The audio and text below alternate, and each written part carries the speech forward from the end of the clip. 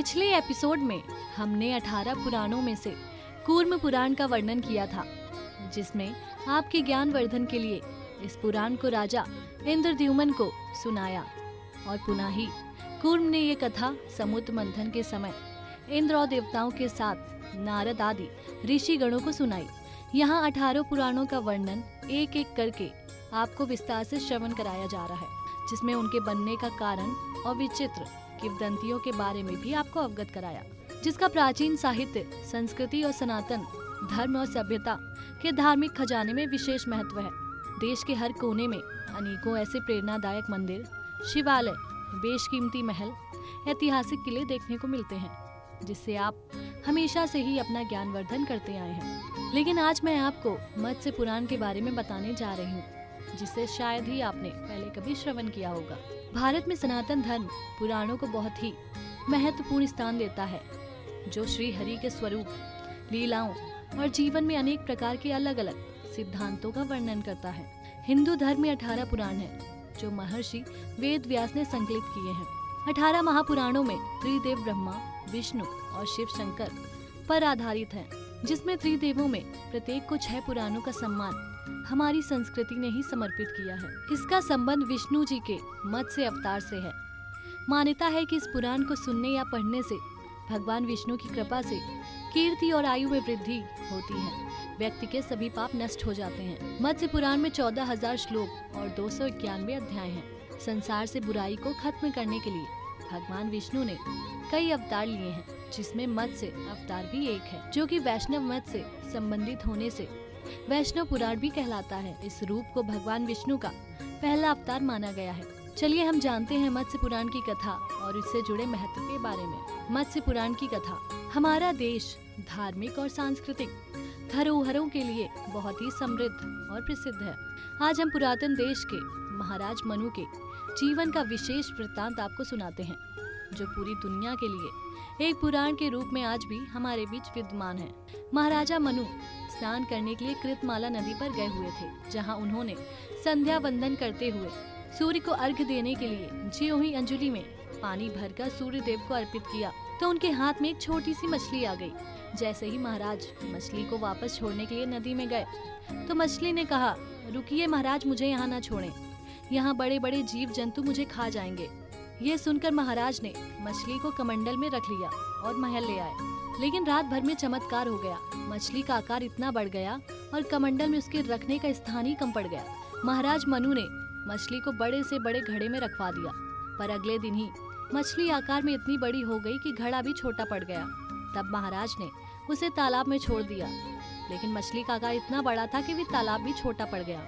और अंत में मनु महाराज ने इस मछली को गंगा जी में छोड़ा, जिससे वह धारा के साथ बहती हुई समुद्र में चली गई। और समुद्र में ये मछली निरंतर बढ़ती रही। आखिरकार महाराज को ये बात समझ आ गई कि स्वयं प्रभु श्री हरि ही मत्स्य रूप में हमें चकित कर रहे हैं। इस तरह से हमें मोहित करने वाले आप कोई साधारण शक्ति नहीं हो सकते। मुझे अब समझ आ गया है कि आप सर्वशक्तिमान, सर्वव्यापी श्री हरि विष्णु हैं। आपने ही मत्स्य रूप धारण करके हमें दर्शन दिए हैं। हे श्री हरि, अब आप हम सब पर कृपा करके इस रूप में आने का उद्देश्य बताएं। विष्णु ने क्यों लिखा मत्स्य रूप? महाराज की प्रार्थना सुनकर मत्स्य रूपी श्री हरि विष्णु ने कहा कि हे मनु, अब प्रलय नजदीक ही है और शीघ्र ही सारी की सारी पृथ्वी जलमग्न हो जाएगी। आप एक सुदृढ़ नौका बनाएं, उसमें रस्सी बांधकर बैठ जाएं और सप्त ऋषियों के साथ में बीज, भूत, औषधियों को लेकर मेरी प्रतीक्षा करें। इस महाप्रलय में सिर्फ मैं ही आप सबके प्राणों की रक्षा कर सकता हूँ। प्रलय काल में आप मेरे सींग में इस नौका की रस्सी बांध देना और सुरक्षित स्थान ले जाकर और सृष्टि की रचना करना।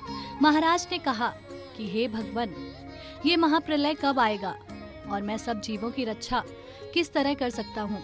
मत्स्य भगवान ने कहा कि आज से 100 वर्ष तक पृथ्वी पर वर्षा नहीं होगी, जिससे भयंकर अकाल पड़ जाएगा और इस तपे सूर्य की 7 किरणें जीवों का संहार करने में लग जाएंगी। पाताल लोक के संकर्षण के मुख से निकली हुई विषाग्नि और शिव शंकर के त्रिनेत्र से अग्नि निकलकर तीनों लोकों को भस्म करती हुई नजर आएगी। इस तरह पृथ्वी जलकर राख बन जाएगी। तब 7 प्रलयकारी मेघ, जो संवर्त, भीमनाद, द्रोण, चंड, बलाहक, विद्युप्ताक और शौण मेघ सब मिलकर इस पृथ्वी पर अग्निद्रव से उत्पन्न जल की घोर बारिश करके पृथ्वी को जल मग्न कर देंगे। उसी समय हे मनु, इस नाव को मेरे सींग में बांध देना। सारा देव समूह भी इस समय जलकर भस्म हो जाएगा, लेकिन मेरे प्रभाव से तुम सुरक्षित रहोगे। प्रलय के दौरान तुम्हारे साथ इस नौका में मैं, सोम, सूर्य, चारों लोकों सहित ब्रह्मा, अद्वितीया और पुण्योतया, नर्मदा नदी, महर्षि मार्कंडेय, शंकर, चारों वेद, पुराण और विश्व यही बचेंगे।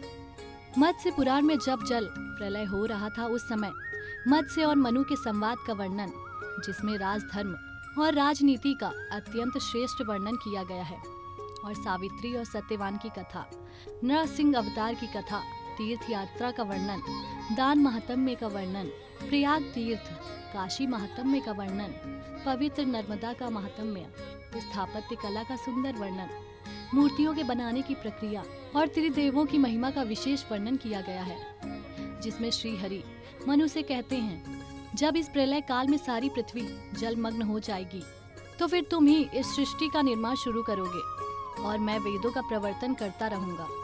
ये कहते हुए विष्णु मत्स्य रूप में वही अंतर ध्यान हो गए। श्री हरि के कथा अनुसार एक बड़ी नौका तैयार की गई और उसमें सब प्रकार के जीवों, बीजों, औषधियों को रख दिया गया और सप्त ऋषियों के साथ उस नौका को महासागर में ले जाया गया। उधर सृष्टि में प्रलय शुरू हो चुका था और चारों तरफ जल का स्तर बढ़ रहा था और महाराज श्री हरि के मत्स्य रूप का ध्यान कर रहे थे। तब विष्णु जी मत्स्य रूप धारण करके उनके सामने प्रकट हुए, जिसके मस्तक पर 2 सींग थे।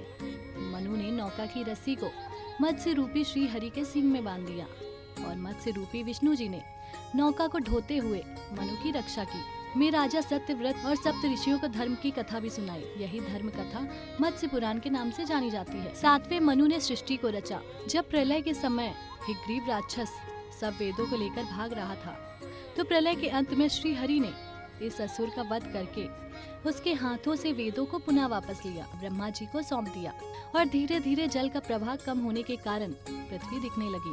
राजा सत्यव्रत ने जिन बीजों, औषधियों को रखा था उससे ही पूरे संसार को भर दिया गया, जिसके बाद ब्रह्मा जी ने मानवीय सृष्टि को रचा। लेकिन सृष्टि के इस रूप का कोई परिणाम न देखकर प्रजापति दक्ष ने मैथुनी सृष्टि से संसार का विकास किया और इस प्रकार राजा सत्यव्रत 7वें वैश्वत मनु हुए। जो समय चल रहा है, हम सब 7वें मनु की संतान हैं। इस तरह की सनातन सांस्कृतिक और धार्मिक विशेषता भरी गाथाओं को आप आने वाली कड़ियों में भी जरूर देखते रहें और हमारे चैनल को सब्सक्राइब करके आप अपना सनातन और धार्मिक ज्ञान वर्धन करते रहें। अब वक्त है आपसे विदा लेने का और आज का विषय यहीं पूर्ण होता है।